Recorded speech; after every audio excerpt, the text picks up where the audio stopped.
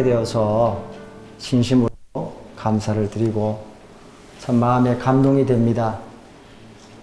흘러갈수록 참 형님들이 그립고 또 이러한 교제가 우리들에게 얼마나 필요한가 하는 것을 새삼 느끼게 되면서 참석하는 그 자체만으로도 많은 격려를 받게 됩니다. 어떤 분이 설교를 정의하기를 두려운 영광이라고 짧게 정의를 했습니다.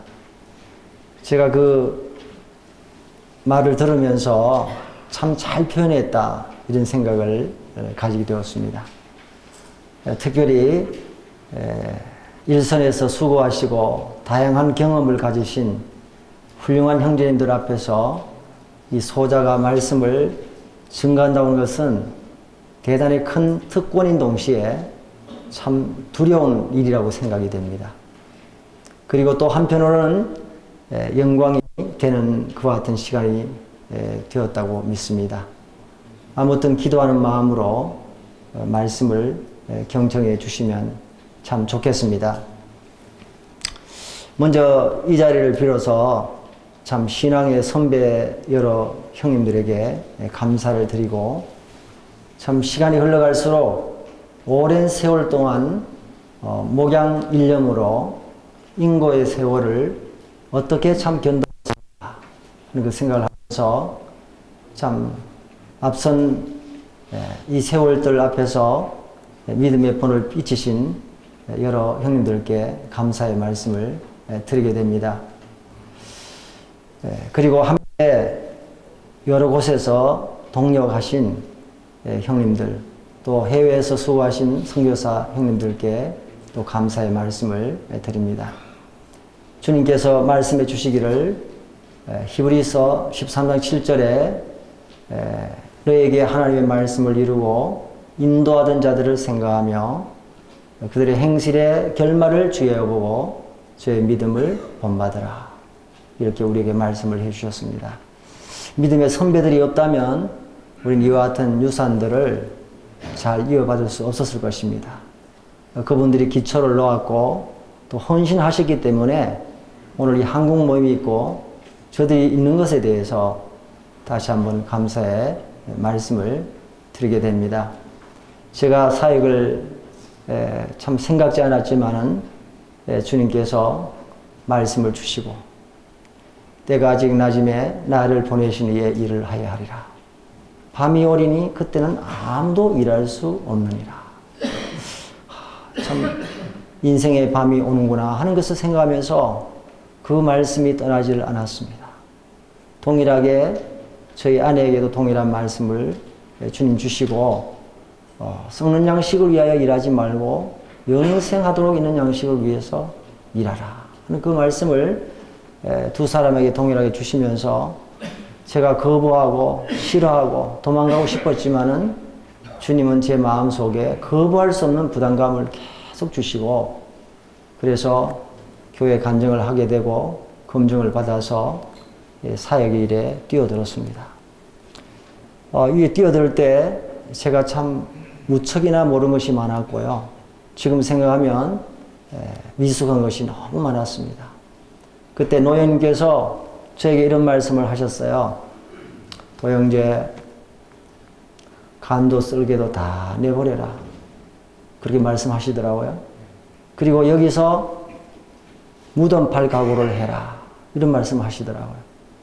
그러면서 한 목사님이 산기도를 가면서 소나무가 속이 다 썩어서 있는 그 모습을 보면서 소나무야 소나무야 너는 목회를 얼마나 오래 했길래 그래서 저 속이 다 썩었나 그렇게 이렇게 이야기를 했다고 하는 그 이야기를 들려주면서 저에게 사역이 무엇인지를 말씀을 해주셨습니다. 그러면서 지금까지 이렇게 왔는데요. 참 지금은 그 노현께서 앞서가시면서 하셨던 그 말씀이 무슨 말씀인지를 지금 알게 되고 참 조언해 주시고 사랑해 주시고 보살펴 주셨던 그러한 노 형님이 없었더라면 저희들이 있겠는가 이런 생각을 하면서 또 전국의 여러 앞선 형님들이 기도해 주시고 사랑해 주시고 조언해 주시고 말씀으로 양육해 주시고 그렇게 함으로 인해서 지금까지 잘 견뎌왔다. 이런 생각을 하게 됩니다.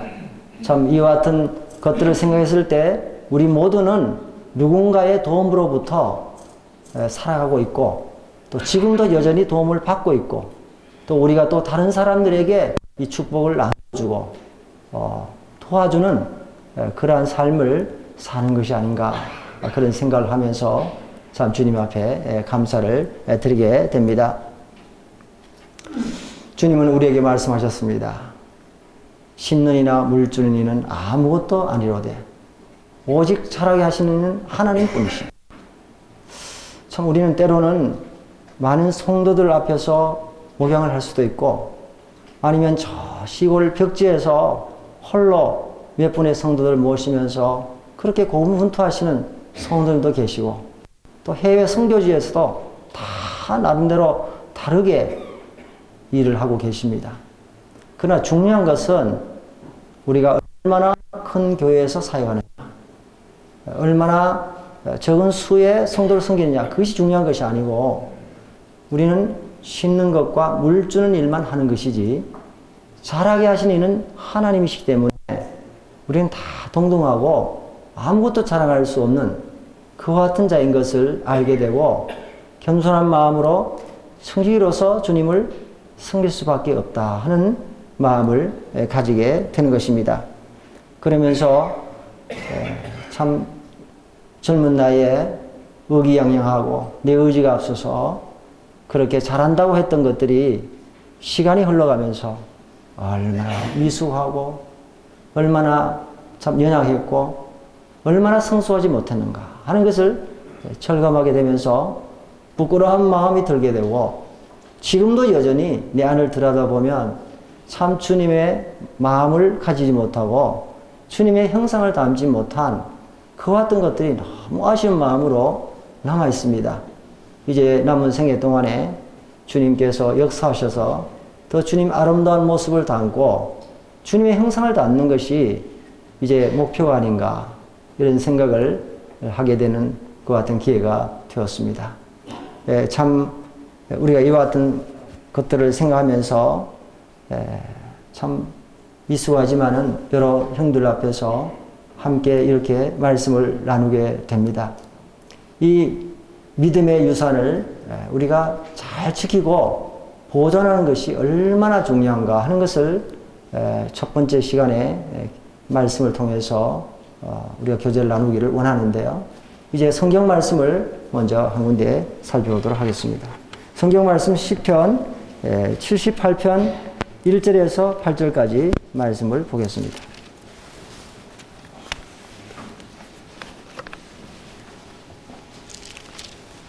시편 78편 1절에서 8절까지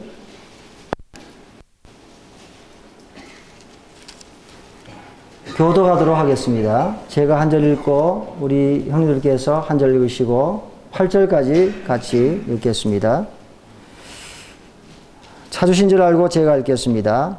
내 백성이여 내 율법을 들으며 내 입의 말에 귀를 기울일지어다.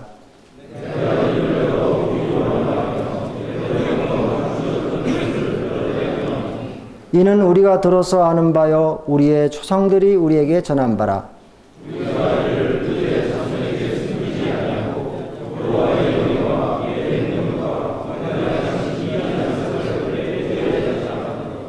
여호와께서 증거를 야곱에게 세우시며 법도를 이스라엘에게 정하시고 우리 조상들에게 명령하사 그들의 자손에게 알리라 하셨으니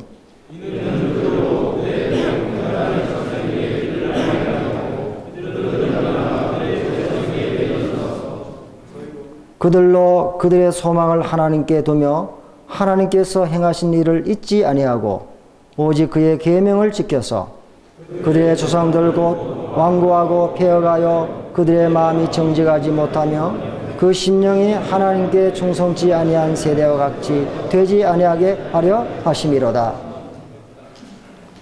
오늘 첫 번째 시간에 이 본문 말씀을 통해서 물려받은 신앙유산을 잘 지키라 하는 그와 같은 주제로 말씀을 좀 드리기를 원합니다. 유네스코에는 2013년 기준으로 세계 169개 981점의 문화유산이 등재되어 있다고 합니다. 아마 지금은 더 많은 문화유산들이 등재되어 있겠죠. 참 인류 역사 가운데서 필적할 만한 그와 같은 소중한 문화유산들이 등재되어 있어서 보호를 받고 있습니다. 때로는 참 이와 같은 문화유산들 보면서 참 선조들이 대단하다 하는 그런 생각을 가지게 되면서 탐복이 나올 때가 참 많습니다. 우리는 이와 같은 문화유산들이 전 세계적으로 흩어져 있을 뿐만 아니라 우리나라에도 문화유산들이 참 많죠. 자랑할 것들이 참 많습니다. 그런데 이것이 가정에도 동일하게 유산들이 전해오고 있다는 사실이죠. 그것이 유무형의 유산들이 전해져 내려오고 있습니다. 때로는 물질적인 유산도 줄 수가 있습니다. 그러나 그러한 물질적인 유산보다는 정신적인 유산이 훨씬 더 낫다고 생각합니다. 그래서 이와 같은 가문마다 그 유산을 계속해서 후대에게 보존하고 지키고 전해서 계속해서 그 후대들이 그와 같은 아름다운 유산을 물려받을 수 있도록 하는 것을 우리가 보게 되는데요. 무엇보다도 중요한 것은 우리들에게 있어서 믿음의 유산이 얼마나 중요한가 하는 것을 우리 모두가 인식하고 있습니다. 이 세상에 많은 가치 있는 일들이 있고 많은 보배들이 있습니다. 그러나 그 어떤 보배보다도 비교할 수 없는 것이 바로 믿음의 유산이죠. 이 믿음의 유산을 우리가 물려받았다는 것을 생각하면 얼마나 감사하고 다행스러운지 참 너무 주님 앞에 감사를 드리고 이와 같은 믿음의 유산들 우리에게 전해주기 위해서 애쓰고 수고하신 그 성도님들을 생각하면 더욱더 감사를 드리지 않을 수가 없다는 사실입니다. 우리는 주님으로부터 수많은 믿음의 사람들이 우리들에게 믿음의 유산을 넘겨주었습니다. 뿐만 아니라 선교사들 또 그리고 믿음의 선진들이 이와 같은 믿음의 유산들을 우리에게 전해줬습니다. 우리는 그분들이 전해준 믿음의 유산 위에 서 있습니다. 그분들이 기초길을 놓았어요. 마치 등산한 것 같습니다. 우리가 산에 올라가면 참 멀리서 산을 봤을 때 저 산을 어떻게 올라갈 수 있을까 이렇게 생각이 되어집니다. 그러나 가까이 가면은 어떤 산이든지 간에 다 길이 나 있어요. 길이 없는 산이 거의 없습니다. 왜 그렇습니까? 앞선 사람들이 그 길을 다 이렇게 닦아놨어요. 그 험한 개척에 나왔습니다. 크게는 우리 주님이 그 길을 먼저 가셨고 그 다음에 사도들이 가셨고 그 다음에 믿음 선배들이 그 길을 가심으로 인해서 우리가 그 길을 따라가는 것이죠. 그래서 그분들을 본받으로 말미암아 우리가 이 믿음 위에서 견고하게 서 있는 것에 대해서 감사를 드리게 되는 것입니다. 조상들이 이제 전해준 이 믿음의 유산을 잘 지키지 못했던 이스라엘의 역사를 보면서 우리가 참 큰 교훈을 받게 되죠. 이 성경을 살펴보면서 우리는 정말 역사의 거울을 통해서 많은 것을 배우게 됩니다. 또 말씀의 거울을 통해서 많은 것을 배우게 되죠. 특별히 이 말씀 속에서 나타난 이스라엘의 역사의 거울을 통해서 우리가 정말 믿음의 유산을 어떻게 보존하고 지켜야 될 것인가 하는 것을 우리가 배우게 되는데 이 시편 78편은 바로 조상들이 전해준 그 믿음의 유산들을 듣고 그리고 그들이 순종하고 그리고 그 후대 사람들에게 계속해서 전해줄 것을 이야기를 했는데 출애굽부터 다윗 시대까지 이스라엘 백성들이 이 부분들을 잘 감당하지를 못했어요. 뿐만 아니라 잘 전해주지 못했을 뿐만 아니라 그들은 하나님께서 베푸신 은혜와 사랑에 반하는 그와 같은 삶을 살았다는 것입니다. 그래서 이들이 그런 삶으로 말미암아 굉장히 큰 불행을 겪었던 것을 우리에게 말씀해 주고 있습니다. 하나님께서 이 이스라엘 백성들에게 믿음의 유산을 보존하고 지키고 전수해야 될 것을 이야기하셨을 때 그 목적은 바로 하나님께 순종하고 하나님께 충성을 바치면서 하나님께 소망을 두게 하기 위해서 그렇게 하셨던 것입니다. 그런데 참 사람들은 이상해요. 사람들은 하나님 외에 구원의 방법이 있다고 생각하는 거예요. 그리고 하나님 외에 소망이 있다고 생각하는 거예요. 그런데 우리가 살아보면 살아갈수록 주님 외에 진정한 구원이 없다는 것을 알게 되고 이 세상에 눈에 보이는 가시적인 소망은 진정한 소망이 아니고 그것은 무엇과 같다는 사실을 절실하게 깨닫게 되는 것입니다. 그래서 누누이 이스라엘 백성들에게 하나님이 이 말씀을 전해줬습니다. 그리고 지키고 순종하고 그리고 전하면서 하나님께 소망을 두고 충성하라고 얘기했지만 이스라엘 백성들은 그렇게 하지 않았어요. 반역의 삶을 살았습니다. 그들의 결과가 어떻게 됐습니까? 본토에 살지도 못하고 흩어지고 수많은 외침을 받고 그들이 포로가 됐던 것을 우리가 보지 않습니까? 우리가 이와 같은 모습을 보면서 무엇을 생각할 수 있습니까? 이스라엘 백성들이 애굽에서 430년 동안 종살이했습니다. 하나님의 능력을 통해서 그들은 그 억압 밑에서 탈출해 나왔어요. 얼마 되지 않아서 돌변합니다. 원망하고 불평하고 민수기를 보면 참 그 광야 생활을 통해서 인간의 마음이 얼마나 부패한가 하는 것을 우리는 알 수 있게 되죠. 그뿐이겠습니까? 세월이 흘러서 그들이 반역하는 삶으로 인해서 그들이 하나님을 멀리 떠났습니다. 그래서 하나님께서 바벨론으로 포로로 잡혀가게 하셨죠. 70년 동안 포로 생활을 하면서 그들이 예배를 그리워하고 하나님을 그리워하면서 하나님께 부르셨을 때 하나님의 계획을 따라서 또 약속을 따라서 하나님께서 고토로 돌아오게 했습니다. 그러나 처음에 돌아왔을 때 그들이 참 그 믿음이 얼마나 순수하고 열정적이었습니까? 그러나 100년이 채 되지 않은 시점에 있어서 학기야 말라기를 읽어보면 그들의 마음이 얼마나 쉽게 변했는지를 알 수 있습니다. 우선순위를 바꿔버리고 하나님을 제일 뒷자리에 두고 그리고 하나님이 오는 그 같은 모습을 보지 않습니까? 늘 찌꺼기를 하나님께 드리는 그런 모습을 우리에게 보게 됩니다. 뿐만 아니라 우리가 사사기의 악순환의 모습을 보십시오. 거기도 동일하게 그와 같은 역사가 나타나 있는 것을 보게 됩니다. 이것을 통해서 우리가 배울 수 있는 것은 무엇입니까? 인간의 부패성이라는 겁니다. 우리 안에 여전히 거듭났지만은 부패성을 가지고 있는 거예요. 죄악된 그 성품을 가지고 있는 거예요. 반역하는 그 성품을 가지고 있는 것입니다. 그래서 인간은 가만히 두면 쏠리는 핸들과 같다고 저는 믿습니다. 쏠리는 핸들은 가만히 두면 그냥 한쪽으로 기울져 버리는 거예요. 사고를 내게 되어 있습니다. 바로 잡아줘야 되는 거예요. 그런 것처럼 우리가 부단한 교육과 조직적이고 체계적이고 지속적인 말씀의 유산을 우리가 물려주고 그리고 보존하고 지키지 아니하면 우리는 얼마가지 못한다는 것을 우리가 알게 되는 것입니다. 뿐만 아니라 신앙생활이 오래되고 그 다음에 신앙의 경륜이 쌓여가고 그리고 나이가 한다 할지라도 잘 성숙하는 것이 아니고 그냥 두면 쏠리는 핸들처럼 또 세상으로 길어지고 그렇게 하는 것을 우리가 보게 되는 것입니다. 대만은 이 세상을 사랑하여 데살로니가 갔고 사도 바울이 마지막에 그 이야기 했을 때 데마를 언급하잖아요. 데마가 처음에 얼마나 주님과 가까이 주님을 잘 섬겼습니까? 누가 동일 선상에 주님을 섬겼습니다.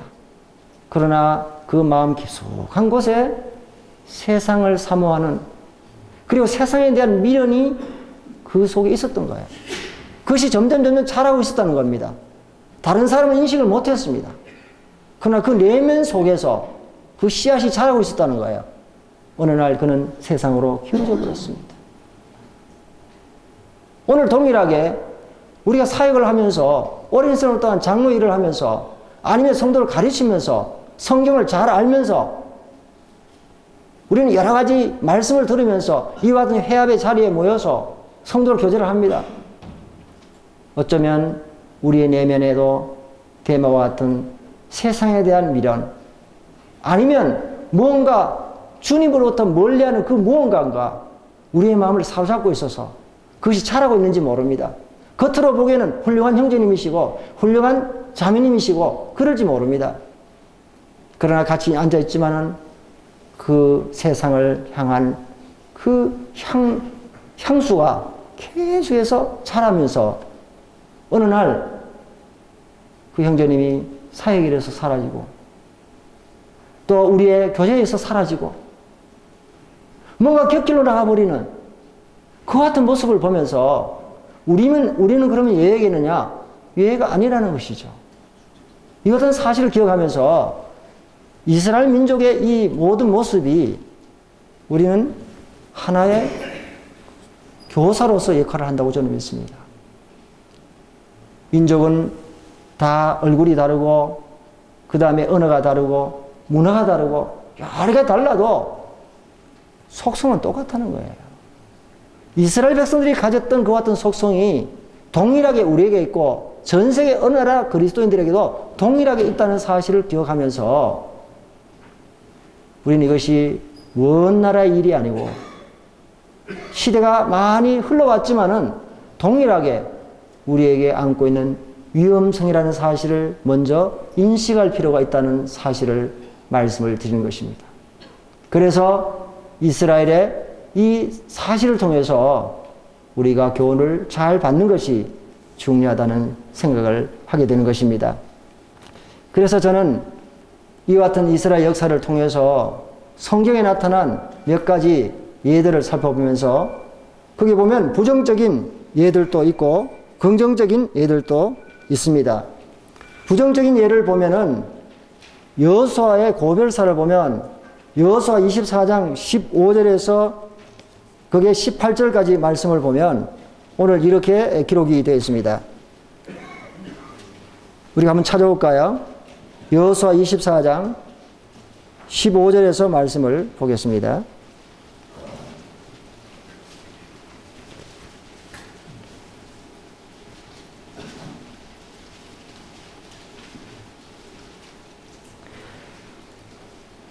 사주인 줄 알고 제가 읽겠습니다. 만일 여호와를 섬기는 것이 너희에게 좋지 않게 보이거든 너희 조상들이 강 저쪽에서 섬기던 신들이든지 또는 너희가 거주하는 땅에 있는 아모리 족속의 신들이든지 너희가 섬길 자를 오늘 택하라. 오직 나와 내 집은 여호와를 섬기겠노라 하니 백성이 대답하여 이르되 우리가 결단코 여호와를 버리고 다른 신들을 섬기기를 하지 아니하오니 이는 우리 하나님 여호와께서 친히 우리와 우리 조상들을 인도하여 애굽 땅 종되었던 집에서 올라오게 하시고 우리 목전에서 큰 이적들을 행하시고 우리가 행한 모든 길과 우리가 지난 모든 백성들 중에서 우리를 보호하셨으며 여호와께서 또 모든 백성들과 이 땅에 거주하던 아모리 족속을 우리 앞에서 쫓아내셨습니다. 그러므로 우리도 여호와를 섬기리니 그는 우리 하나님이십니다 하니라. 오늘 이 가나안 땅을 정복하면서 여호수아가 마지막 고별사를 합니다. 너희들이 오늘날 여호와를 섬길 자를 오늘 택하라. 나와 내 집은 여호와를 섬기겠다고 그랬습니다. 만약 여호와를 섬기는 것이 눈에 보이게 좋지 않게 보이거든 강 건너편에서 섬기던 너희들의 신을 섬겨라. 그렇게 얘기합니다. 근데 백성들이 어떻게 대답합니까? 이 여호수아의 말을 순종해서 우리도 똑같이 여호와만 섬기겠습니다. 그렇게 고백을 합니다. 그런데 이 고백이 얼마나 갑니까? 우리 사사기 넘어가서 사사기 2장 7절 말씀을 보겠습니다. 사사기 2장 7절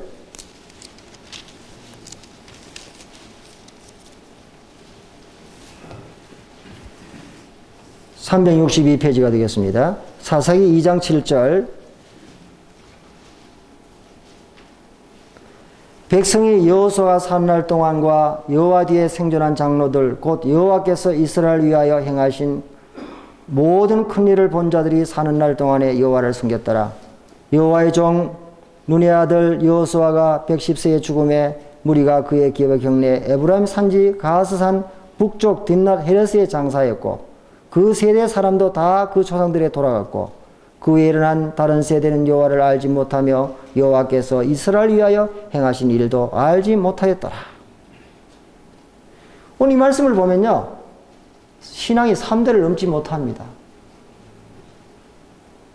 1세대에 있었던 광야 생활에서 출애굽을 하고 그런 모습을 본 사람들, 그리고 가나안 땅에 들어가서 이제 그들이 그 신앙을 이어받았습니다. 그런데 3대째 넘어가서 그들이 어떻게 했습니까? 하나님께서 자기들이 짓지 않은 아름다운 그와 같은 물건이 같은 집과 파지 않은 우물과 또 그들이 정말 가꾸지 아니한 감람원과 포도원을 선물로 받았을 때 그들의 마음이 어떻게 되었습니까? 교만했죠. 자기 능력으로 이것을 얻었다. 하나님 은혜를 잊어버립니다. 그리고 하나님을 잊어버렸을 때 바알신을 섬기고 아세라를 섬기고 온갖 잡다한 우상들을 섬기잖아요. 오늘 우리도 어떻습니까?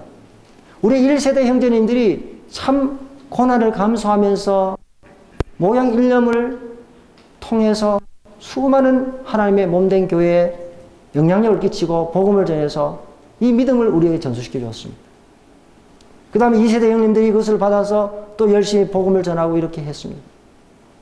그러나 지금 이 세대가 어떻게 되어 갑니까? 지금은 교파를 막론하고 지금 교회의 모습이 얼마나 위기에 처했다 하는 것을 여러 매스컴을 통해서 우리 형들 인지하시잖아요.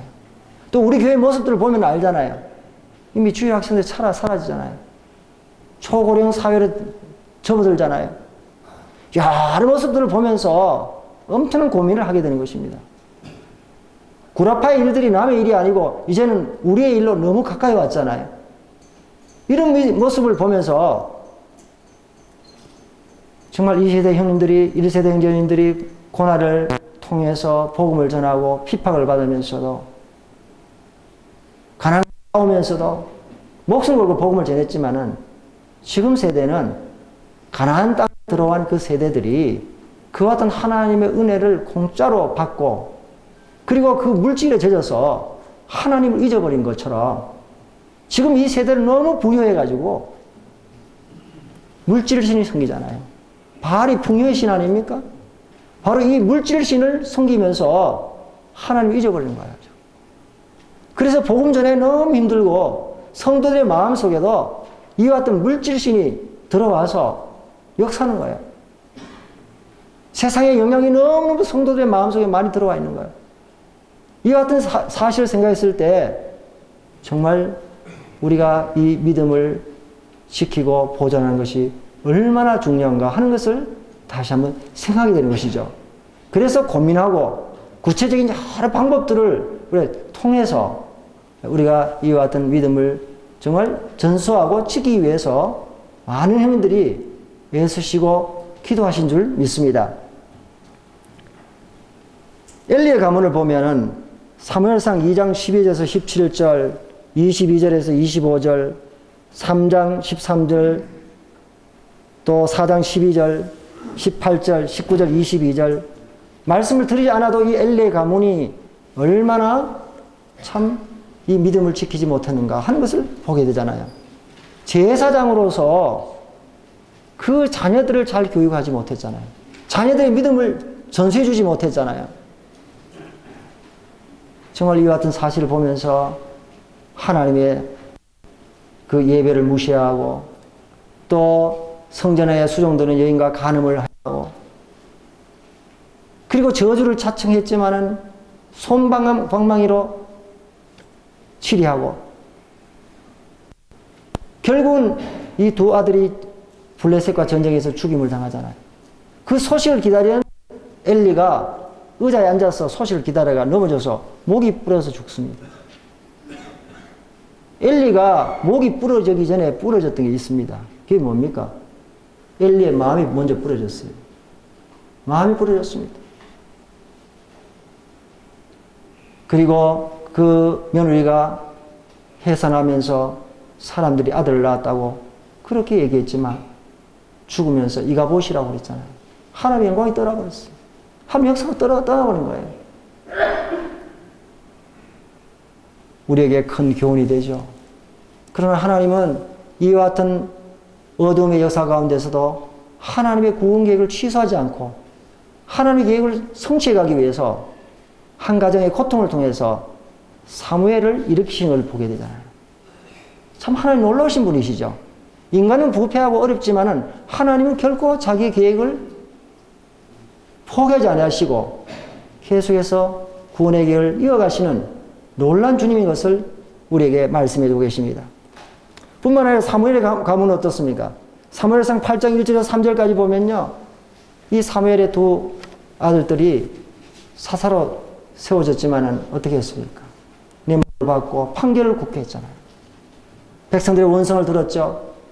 여러 이유가 있겠지만은 신앙은 세습되는 것이 아닙니다. 그냥 세습되는 것이 아니죠. 어쨌든 그 훌륭한 일을 한 사무엘에게 큰 오점으로 남겨져 있습니다. 물론 여러 가지 얘기할 수 있겠죠. 물론 공적인 사역을 잘 감당하다가 자녀에게 신앙교육을 제대로 하지 못할 수도 있었을 것입니다. 그러나 이와 같은 모습을 통해서 참 훌륭한 하나님의 종들 가운데서도 이와 같은 어려움을 겪는 것을 우리에게 보여주는 것입니다. 뿐만 아니라 아론의 가문은 어떻습니까? 이 두 아들이 다른 불을 들였잖아요. 죽임을 당했잖아요.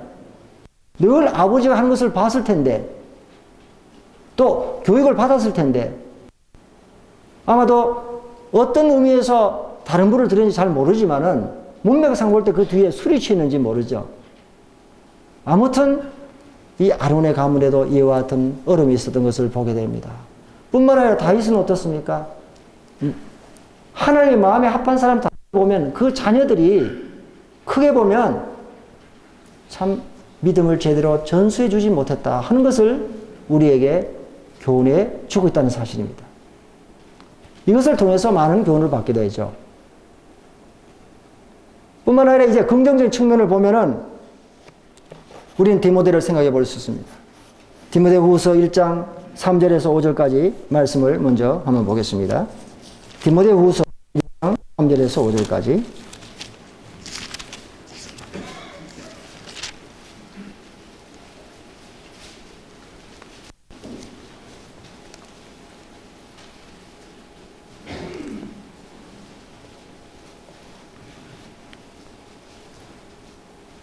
내가 밤낮 간구하는 가운데 쉬지 않고 너를 생각하여 청결한 양심으로 조상적부터 섬겨는 하나님께 감사하고 네 눈물을 생각하여 너 보기를 원함은 네 기쁨이 가득하게 하려 함이니 이는 내 속에 거짓이 없는 믿음이 있음을 생각함이라. 이 믿음은 먼저 내 외조모 로이스와 내 어머니 유니거스에게 있더니 내 속에도 있는 줄을 확신하노라. 디모데는 하나님을 공경한다고 하는 그런 의미를 가지고 있죠. 이 디모데를 보면은 혈통적으로나 또 여러 모습을 볼 때 참 여장함이 참 많았습니다. 아버지는 헬라인이죠. 어머니는 유대인입니다. 오늘날로 말하면 국제 결혼을 통한 다문화 가정입니다. 그리고 건강을 봤을 때도 그 위장이 별로 좋지 않았잖아요. 뿐만 아니라 성적으로 소심한 그와 같은 성격을 가지고 있었습니다. 사도바울에 비하면 사도바울은 당대의 최고의 학부를 나온 엘리트였잖아요. 가말리엘 문화에서 배우고 율법에 정통하고 많은 학식을 가지고 그와 같은 사람이었습니다. 그러나 이 사도바울에 비하면 이 디모데는 별로 내어놓을 만한 것이 없는 사람이에요. 뭐 지식이 많은 것도 아니고 뭐 육체적으로 강건한 사람도 아니고 또 가정도 보면 그렇게 좋은 가정도 아니고 여러 모습을 볼 때 연약한 사람이 참 많습니다. 그러나 인간적으로 볼 때 내어놓을 만한 것이 없다 할지라도 이 디모데가 가졌던 것은 거짓 없는 믿음과 눈물이 있었다는 겁니다. 이것이 참 중요한 것이었어요. 그럼 이것이 어디서 왔느냐는 것이죠. 이것이 바로 외할머니와 자기 어머니를 통해서 계속 믿음이 전수됐던 것입니다. 그래서 어릴 때부터 정말 이 하나님의 말씀을 잘 배우고, 그리고 그 말씀 안에서 순종하고, 그 말씀을 어떻게 삶 속에서 적용한지를 세세히 배웠던 것입니다. 그래서 바울이 가는 곳마다 디모데가 따라가고, 바울의 이름이 나오는 곳마다 디모데 이름이 함께 나오는 이와 같은 영예를 얻었는데요. 그것은 바로 정말 마음 가운데 진실하게 주님의 일을 생각하고 충성된 그와 같은 증인의 삶을 살았던 것을 우리에게 말씀해 주고 있다는 사실입니다. 우리 이와 같은 사실을 우리가 기억할 때 참 이 믿음의 유산이 우리들에게 얼마나 중요한가 하는 것을 다시 한번 생각하게 되죠. 뿐만 아니라 우리 아브라함의 가문을 보면 아브라함의 가문도 계속해서 믿음을 전수했습니다. 이삭과 야곱과 요셉과 모세, 다윗, 예수 그리스도, 온 인류에게 미칠 그와 같은 아름다운 믿음의 유산을 넘겼던 것을 우리가 보게 됩니다.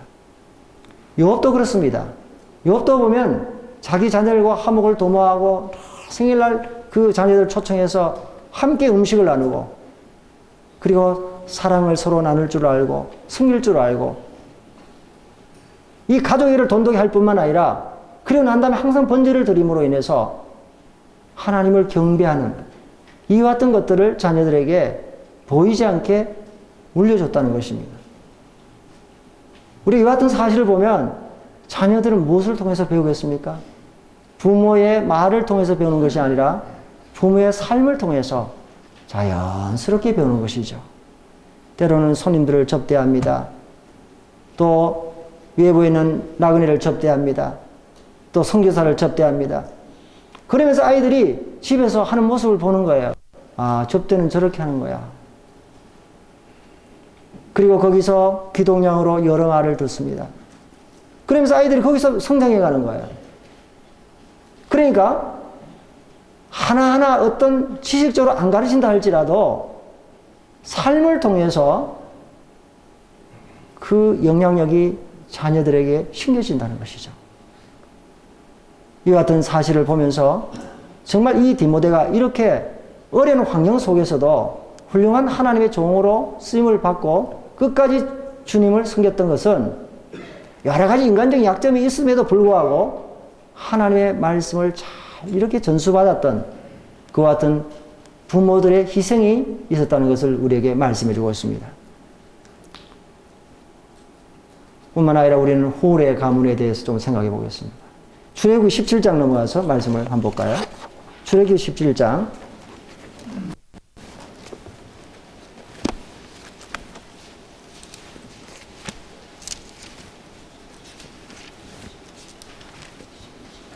출애굽기 17장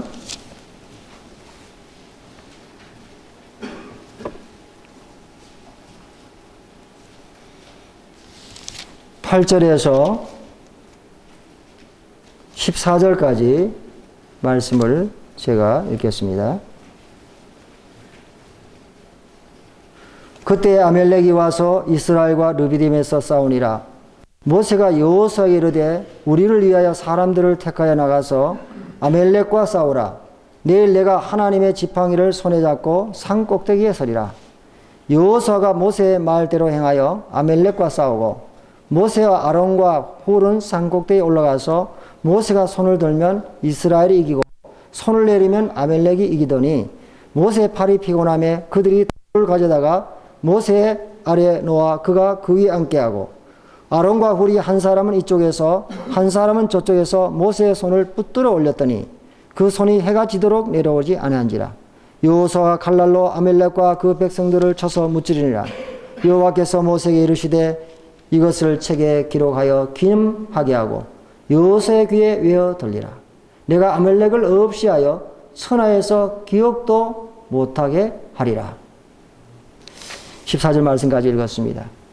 오늘 이 말씀은 우리 모두가 잘 아시는 말씀이죠. 기도의 중요성에 대해서 우리는 인용하고 배우는 말씀 중에 하나라고 믿습니다. 그런데 저는 다른 측면에서 오늘 이 말씀을 좀 보기를 원합니다. 오늘 여기에 아말렉과 전쟁에서 승리하기 위해서 세 가지 손이 연합이 되었다는 사실입니다. 그 첫 번째 손이 뭐냐면요, 싸움의 손입니다. 9절과 10절과 13절에 나오죠. 바로 누굽니까? 여호수아 손입니다. 여호수아의 손은 손가 묻지 않는 여린 그런 손이 아니었습니다. 팔짱만 끼고 있는 그와 같은 구경하는 손도 아니었어요. 남을 정죄하고 비난하는 그와 같은 손도 아니었습니다. 이 여호수아와 함께한 군사들의 손은요, 거친 손이었어요. 그리고 충성스러운 그런 손이었습니다. 그리고 훈련되어진 손이었습니다. 마치 사무엘하 23장 9절에 10절까지 나오는 다윗의 용사 엘르아살의 손과 같습니다. 그들은 블레셋이 공격에 올 때 어떻게 했습니까? 사람들이 다 도망을 가버렸어요. 그러나 손에 쥐가 나기까지 싸웠습니다. 하나님께서 크게 이기게 하셨다, 이렇게 말해주고 있습니다. 엘르아살이 다른 사람이 다 도망갔지만은 그 밭에 서서 블레셋이 쳐들어오기까지 도망가지 않고 손에 쥐가 나기까지 전쟁을 한 것입니다. 그것을 보시고 여호와께서 크게 이기게 하셨다. 엘르아살이 승리하게 하신 것이 아니라 하나님이 승리하게 하신 거예요. 우리는 참 이와 같은 것을 보면서 오늘날 일선에서 선교지에서 정말 이 여호수아와 같이 영적인 전쟁을 벌이는 그와 같은 헌신과 형제들의 또 성도들의 손이 있다는 것을 생각할 때 얼마나 감사한지요. 하나님의 그분들 때문에 확장되는 겁니다. 성경에는 게으른 손도 있고 또한 저주받은 손도 있고 부정적인 그와 같은 일들을 하는 손들이 얼마나 많습니까? 새에게 날개를 주신 것은 나라라고 주신 거잖아요. 하나님께서 우리에게 손을 주신 것은 일을 하라고 주신 거 아니겠어요? 너희는 강하게 하라. 손이 약하지 않게 하라. 너희 행위는 상급이 있느니라. 역대하 15장 7절에 그렇게 말씀합니다. 어쩌면 여기 앉아 계시는 우리 모든 형님들이 아마도 남몰래 교회를 위해서 기도하고 성도들을 세우기 위해서 그와 같은 거친 손으로 일을 하셨다고 저는 믿습니다. 그러기에 교회가 있고 오늘 거 아니겠습니까? 두 번째 손은요, 기도의 손이죠. 11절에 바로 모세의 손입니다. 모세가 손을 들면 이스라엘이 이기고 손을 내리면 아말렉이 이기더니. 여러분, 모세의 손을 생각해 보시면 모세는 이스라엘의 운명을 좌우하는 매우 중요한 손이었습니다.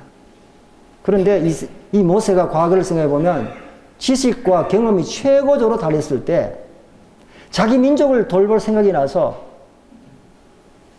나갔습니다. 두 사람이 싸웠을 때 말렸지만은 사람들이 그걸 알아주지 못했죠. 그리고 애국 사람을 쳐 죽였습니다. 지식과 경험이 최고로 달해서 일을 해보겠다고 나갔을 때 그 손 가지고는 사람을 죽이는 손밖에 되지 않았어요. 살인의 손이 되었습니다. 과거에 연약한 손을 가지고 있는 사람이었어요. 인간의 육정의 어떤 힘이나 능력을 가지고는 하나님 일을 성취할 수 없는 겁니다. 사단의 속임수죠. 우리는 생각하면서 우리가 하나님을 의지하지 않고도 우리의 힘으로 뭔가 할 수 있고 성취할 수 있다고 생각합니다. 그러나 시간이 흘러보면 그것이 별로 도움이 안 되고 열매가 맺힌 것 같았는데 열매가 아닌 것들이 참 많습니다.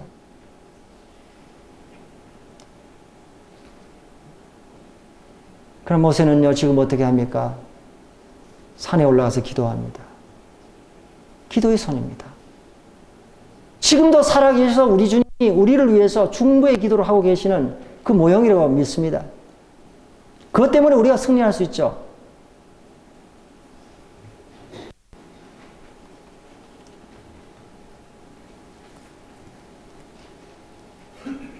모세의 기도로 승리가 선포되고 있습니다. 여호와의 니시라고 그러죠. 아멜렉을 괴멸시킨 최고의 무기는 뭡니까? 다름 아닌 모세의 기도였습니다. 기도는 하나님의 대적을 덧입고 육과 영의 모든 대적을 물리치는 최선의 방법입니다. 아마 우리 모든 형님들께서 지역교회에서 이와 같은 기도를 통해서 많은 것들을 경험하실 것입니다. 간증이 굉장히 많을 거예요. 농구장에는 오빠 부대들이 있어야 됩니다. 하나님의 교회는 기도 부대들이 있어야 됩니다. 저는 감사하는 것은 저희 교회에 참 연로하신 노 성도님들이 나는 아무 힘도 없어. 나는 아무 도움도 안 돼. 나는 있으나마는 존재야. 이렇게 말씀하실 때가 많아요. 저는 그렇게 얘기하지 않습니다. 모친들이 계시지 않고 노인들이 계시지 않으면 교회가 안 됩니다. 교회 울타리입니다. 제가 어디에 갈 때마다 말씀을 전할 때마다 그분들의 기도를 요청하고 기도하십니다. 그 기도로 말미암아 지금까지 사역할 수 있음에 대해서 너무 감사합니다. 그 배우의 기도가 없었다면 어떻게 됐을까? 모임의 이야기는 아닙니다만 책에서 읽었습니다. OM이라는 선교단체가 있죠. 로고스와 돌로스라고 하는 그 배를 운영해서 전 세계에 선교사를 파송하고 복음을 전하는, 말씀을 전하는 그런 단체가 있죠. 그 단체의 그 책임자가 조지 버워라는 사람인데요.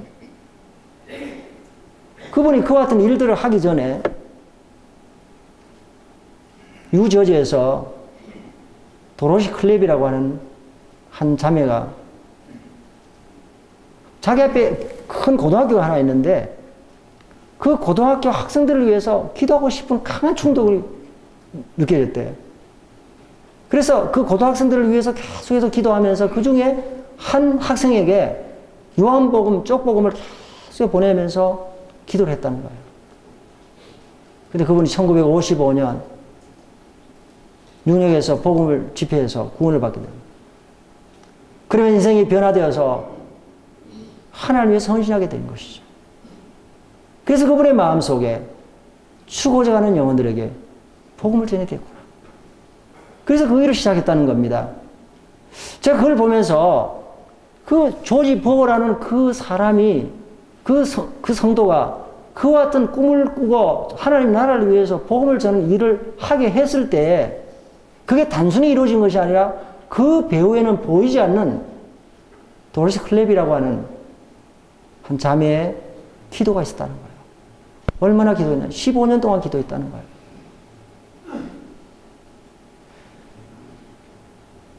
기도의 손이 살아있을 때는 소망이 있습니다. 기도 손이 내려져 가는 곳에는 소망이 없죠. 어떤 형제님이 저에게 그 문자를 쭉 보냈더라고요. 기도가 없는 곳에는 마귀의 잔치집이고 기도가 있는 곳에는 마귀의 초상집이다. 그걸 보면서 야, 참 잘 표현했네. 그 생각이 들었습니다.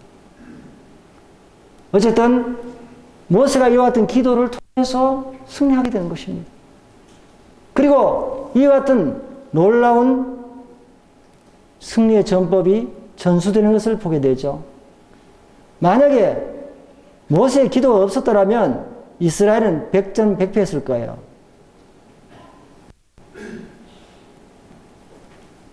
그래서 대대로 영적인 전쟁에 승리하는 방법은 최고의 병기는 바로 기도라는 사실을 우리들에게 계속해서 전수하기를 원하는 거예요.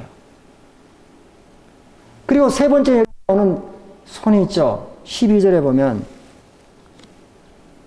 모세의 팔이 피곤함에 그들이 돌을 가져다가 모세 아래에 놓아 그가 그 위에 앉게 하고 아론과 훌이 한 사람은 이쪽에서 한 사람은 저쪽에서 모세의 손을 붙들어 올렸더니 그 손이 해가 지도록 내려오지 아니한지라. 오늘 이렇게 말씀해 주고 있습니다. 오늘 이것을 보면 단순히 보면은 별거 아닌 것 같습니다. 그러나 손을 이렇게 잡아 올리는 것은 쉬운 일이 아니에요. 하루 종일 이렇게 손을 한번 들어서 이렇게 받쳐보세요. 쉬운 일이 아니잖아요. 단순한 것 같지만은 매우 중요한 일을 했던 거예요. 이 아론과 훌이 이와 같은 일들을 함으로 말미암아 승리를 정치하게 하는 큰 역할을 한 것입니다. 역사에 아주 기록된 중요한 일을 한 것입니다. 우리가 볼 때에 사소한 일 같고 아무것도 아닌 일 같지만은 그러나 이것은요 얼마나 중요한 일인지 모릅니다.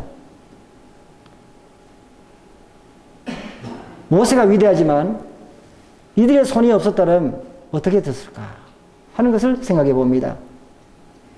그런데요 이 훌이 이와 같은 일을 함으로 인해서 이것이 여기서 끝나는 것이 아니고 계승되고 발전이 됐다는 거예요. 훌은 바로 존귀한 사람이라는 뜻을 가지고 있습니다. 나중에 보면 이 훌은 더 발전해서 이스라엘의 지도자로 쓰임을 받는 것을 출애굽기 24장 13절에서 14절까지 말해주고 있죠. 주님을 섬기면 존귀한 신분을 얻게 되는 겁니다. 요세푸스는 훌이 모세의 미리암의 남편이었다고 말합니다. 성경에 없기 때문에 우리는 정확히 모르겠지만 그렇게 말을 했습니다. 그러나 여기서 끝나지 않고 가족과 또 대대로 충성과 섬김이 전수되었다는 것을 말해주고 있습니다. 훌의 손자 부사렛이 어떤 일을 합니까? 성막을 만드는 일에 부르심을 입죠. 창세기 31장과 창세기 35장을 보면 그렇게 말해주고 있습니다. 출애굽기 31장 그리고 35장입니다. 출애굽기 31장을 한번 볼까요? 출애굽기 31장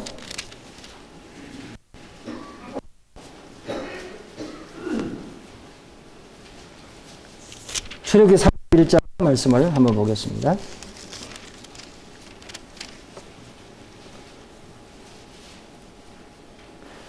여호와께서 모세에게 말씀하여 이르시되 내가 네 유다 지파 훌의 손자여 우리의 아들인 부사렛을 지명하여 부르고 하나님의 영이 그를 충만하게 하여 지혜와 총명과 지식과 여러 가지 재주로 정교한 일을 연구하여 금과 은과 노스로 만들게 하며. 오늘 여기 보면요 유다 지파 훌의 손자여 우리의 아들인 부사렛을 지명하여 부르고 35장에도 여전히 그렇게 말씀해 주고 있어요. 특별히 훌의 손자라고 많이 강조해 주고 있습니다. 그러니까 훌이 단순한 어떤 일을 한 것 같지만 아주 작은 일을 한 것 같지만은 그 섬김이 거기서 끝나는 것이 아니라 그 가족 전체로 계속해서 전수되어 갔다는 거예요. 그리고 성막을 만드는 아주 위대한 일에 쓰임을 받았던 것을 우리에게 말씀해 주고 있습니다. 섬김의 본보기는 또 다른 섬김을 낳는다는 우리 말씀을 우리는 명심할 필요가 있다는 사실입니다. 그렇습니다. 성도님들이 가정에서 섬기는 그 모습이 자녀들에게 크게 반영이 됩니다. 그리고 하나님의 교회에서 지도자들이 섬기는 그 모습이 성도들에게 크게 전수가 됩니다. 어쩌면 지금도 우리가 다른 성도님들에게 보이지 않게 무형의 유산을 전수하고 있다고 보면 됩니다.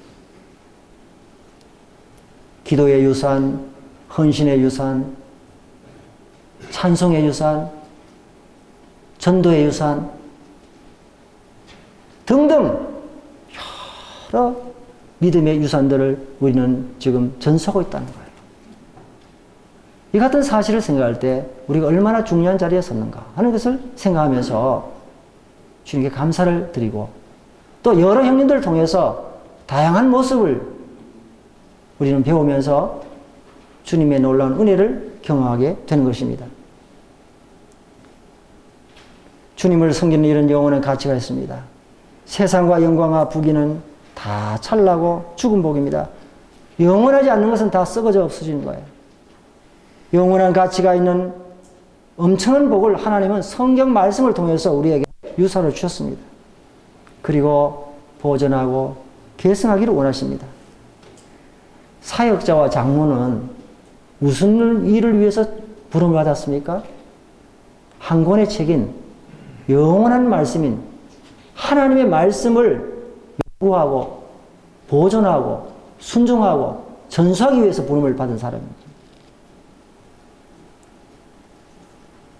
하나님의 성경 말씀을 바로 전하고 죽은 생명을 살리기 위해서 열정과 생애를 드리기 위해서 하나님으로부터 부름을 받은 사람들입니다. 하나님을 움직일 수 있는 것은 믿음밖에 없습니다. 하나님 말씀의 유산을 계속 보존하고 지키고 계승하기를 원하십니다. 세계 어느 대학이, 어느 학과가, 어느 학문이 죽은 사람을 살리고 영생을 줄 수 있습니까? 영원한 것을 가져갈 수 있습니까? 아무도 없는 거예요. 어느 학문이 지옥에서 건질 수 있습니까? 하버드대, 버클리대, 아니면 서울대, 전 세계적 유수한 대학에 훌륭한 교수들이 많고 훌륭한 학문들이 많고 훌륭한 학부들이 많지만은 거기서 아무리 박사학위를 받는다 하더라도 죽은 생명을 살릴 수 없는 겁니다. 영원한 하나님의 말씀에 비하면 초등학문이에요. 그렇다고 생각하면 우리 얼마나 대단한 사람들입니까? 우리가 위대한 것이 아니라 하나님의 말씀이 위대하기 때문에 우리가 위대해지는 거예요. 하나님의 말씀이 보배롭기 때문에 우리가 보배로운 존재가 되는 것입니다. 이 말씀을 가진 우리가 이 땅을 살아가면서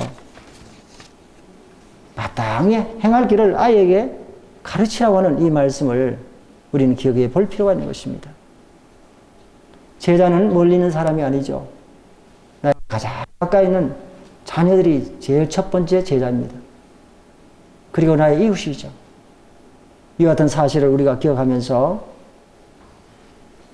각 지역 교회에서 성도님들이 그 자녀들에게 이와 같은 믿음의 유산을 잘 물려주고 또 후대들을 잘 키워서 계속해서 전수해가고 또 아름다운 간증을 끼치는 이런 모습을 볼 때 얼마나 감사한지.